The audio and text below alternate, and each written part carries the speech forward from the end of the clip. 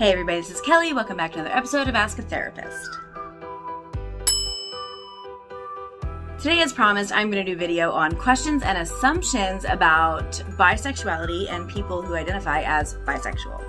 So here's the thing about being a therapist and my career before therapy. Self-disclosure is always taken with caution. The things that you share about your life to your clients has to be done with intention, with reasoning behind it, and it needs to happen in order to make the client's situation better. And so because of that, I think that it's probably important to go ahead and self-disclose at this point. I identify as bisexual, and a lot of these are things that have been said to me at times. I'm going to go through this list, and obviously it's not going to be exhaustive. There are other things out there, questions, assumptions, thought processes about people who are bisexual that are not ones that I've come across. So feel free to go ahead and drop them below. If there's enough of them, I'll make another video. So in no particular order, here we go. Number one, bisexual people are wishy-washy.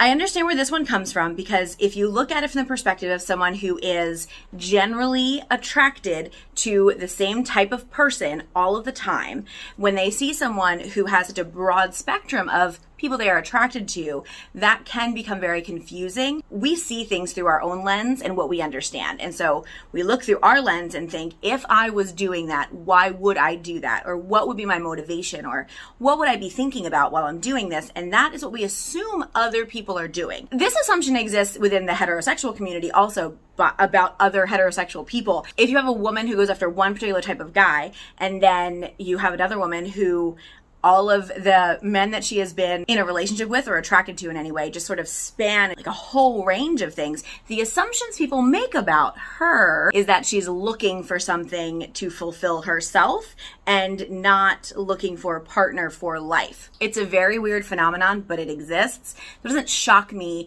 that same assumption is then put on people who are bisexual. It's distinctly untrue.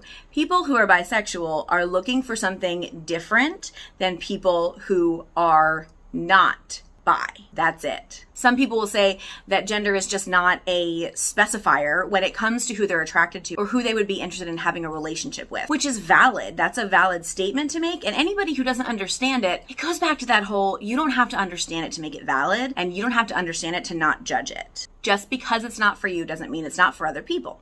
Number two, super favorite of mine, bisexuality is a step you take on the way to coming out as gay. For some people, sure. There is so much that goes into heteronormativity, to compulsory heterosexuality.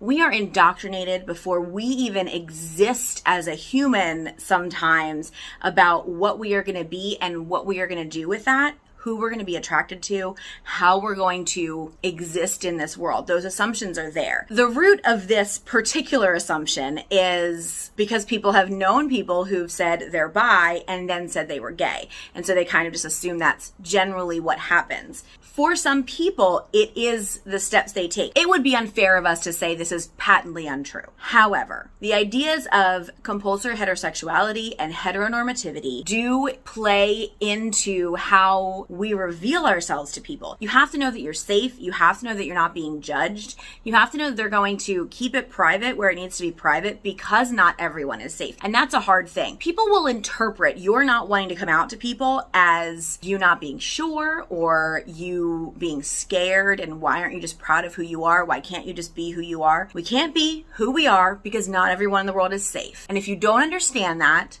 then that's a situation of privilege, and that's something that you might want to talk to someone about, because it is not safe for all of us to, in every area of our lives, live 100% into who we are. That's not the world we live in. We're always exploring that. And sometimes that means that you change how you identify, and that needs to be okay. It does not negate someone's bisexuality that they shared with you in the first place. If later on they share with you they are not bisexual, it doesn't negate it. If it is a step for you into understanding and accepting yourself, cool. If it is who you are, also cool. If it is an evolution of things and not necessarily a safety step, cool. Be you. Be who you are in the moment you are in. The next one, bisexual people are promiscuous and also more likely to cheat on you.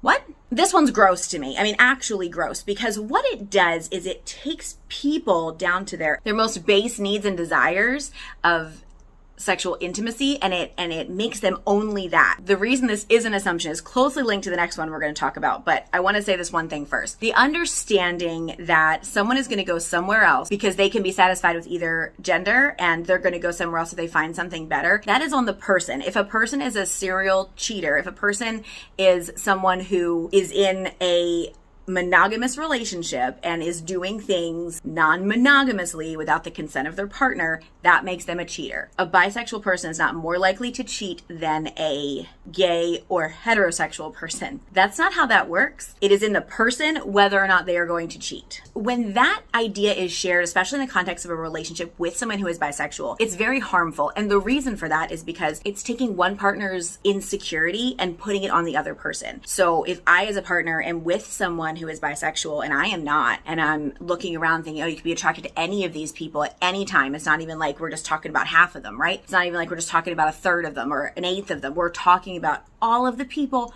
all of the time, and I can't handle that. For me to put that on my partner is unfair. It doesn't really matter who else you're attracted to. If you're committed to the relationship, you're committed to the relationship. And if you're not, or if you have commitment issues, those kind of things, those are an individual person's issue. But the insecurity that comes up in someone who is with someone that they think is going to look around and be attracted to everything else all the time, that comes from inside because they don't feel like they're enough in that relationship. That is a conversation you need to have with your partner, because either you need to work on your self-esteem, they need to know how you're feeling and how to help you to feel a little more secure in things. That's a relationship issue and an individual issue. That is not the issue of the person who is bisexual. So that is linked to this next one, which is super fun also. Bisexual people are polyamorous. Just to get the definition out there so everybody's aware of what we're talking about, polyamory is consensual non-monogamy. Monogamy is having one partner at one time. Non-monogamy is having multiple partners. That can be expressed multiple different ways. It's up to the people in that initial relationship and then every relationship that enters into that afterwards to come up with your rules and follow your rules. Again, that's a whole different video, but I want to address why this is talked about when it comes to bisexual people, because this is intriguing to me on many different levels. This is the idea behind it, right? It's fascinating. Because a bisexual person is attracted to both men and women, they can't be satisfied in a relationship unless they're in a relationship with both a man and a woman. It's not true at all. You don't have to be bi to be polyamorous. You don't have to be polyamorous in order to be bi. Those two things have no influence on each other existing in one person. That's just not a thing. The problem with this assumption, though, is that it links into that cheating thing. It links into that insecurity in the person they're in a relationship with, to not trust your partner to be monogamous. Now, I'm going to tell you something. I have seen it happen where one of them cheats with someone of the same gender, and it doesn't count as cheating because it's someone of the same gender. As someone who is in a lesbian relationship, I find that offensive. That negates the actual worth of that interaction. If you would not be upset if your wife cheats with a woman, but you would be upset if your wife cheats with a man, that's about you and your manhood and not about your wife or your relationship. Okay, so here's another one. Bisexual people enjoy heterosexual privilege. That assumption's harmful. It's harmful for two reasons. For the person that holds the assumption, it is harmful because they harbor that anger and that frustration in their heart, and it's an indicator of the fact that their lack of privilege has really become a stumbling block for them and their path forward as a person, which is understandable, but also something to probably seek guidance on. The problem is it once again negates the value of someone's identity as a bisexual person. It negates their relationship when they are in a heterosexual relationship. It also makes assumptions about people that we need to stop making. If you see a man and a woman in a relationship, yes, your assumption is, if you see a guy and a girl in a relationship, your assumption is they're a heterosexual relationship. And they are, but that doesn't make them straight. There's lots of different options in the situation that assuming someone's status, assuming someone's sexual identity, sexual orientation, sexual attraction has to stop. It only hurts us, all of us, big you, us. Okay, so this is just a little one. I don't even know where this comes from, but I get asked this. People ask this question. What do you like better? Do I like men or women better? That's such a weird question. It's not about whether they're a man or a woman. It's about the person. So to ask somebody which one they like better or what they're more attracted to, it's an invasive question. It's an uncomfortable question. And it doesn't really, it indicates that you do not necessarily understand bisexuality. If it's not yours, you don't have to understand. And this is where back to that privilege one, back to this understanding. If straight people understood the invasive nature of their questions, and the audacity that they display when they ask questions like this, like it's their business. It's not. I know I said that this is in no particular order, but I definitely say these last two for last because like so many, they do go hand in hand.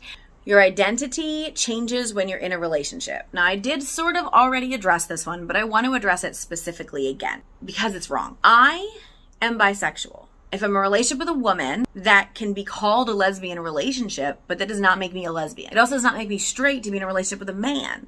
I'm still bi. Your partner does not determine your sexuality. That's just not a thing. The assumptions that we make about this is so much bigger than people understand too. In making this assumption, what we are doing is demeaning their identity as bi. Your identity gets to stay your identity no matter who you're in a relationship with, because who you're in a relationship with is your call, not anyone else's. You do not get to pass judgment on someone else's relationship just because you don't understand the identities of the people in it. It might not be a relationship that you want.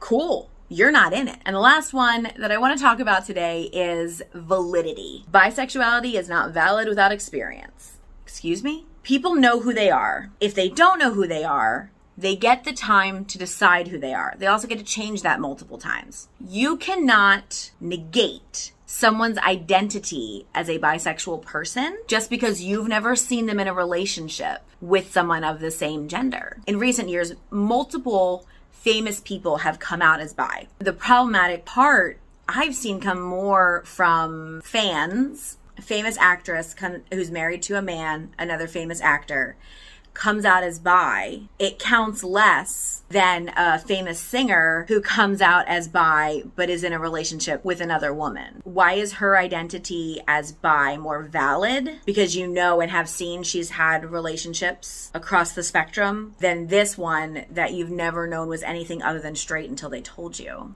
If I have a 16-year-old come to me and tell me they're straight, I don't ask how they know. I don't ask if they've had any experience in order to know. They just know. Why wouldn't I do the same thing with someone who comes to me and says they're bi, they're pan, they're gay, whatever it is that they say to me about who they are? Why would I ask for proof? So that's it for today. Thank you so much for being here. I hope this answered some of your questions and helped you to understand some of the assumptions out there about bisexuality. Tune in next week for a video on purity culture and value assigning, aka am I a good person or am I a bad person? So don't forget to subscribe, to like, click the bell so you make sure that you get notifications for when I post, and I will see you soon. And until then, take care of yourselves and each other.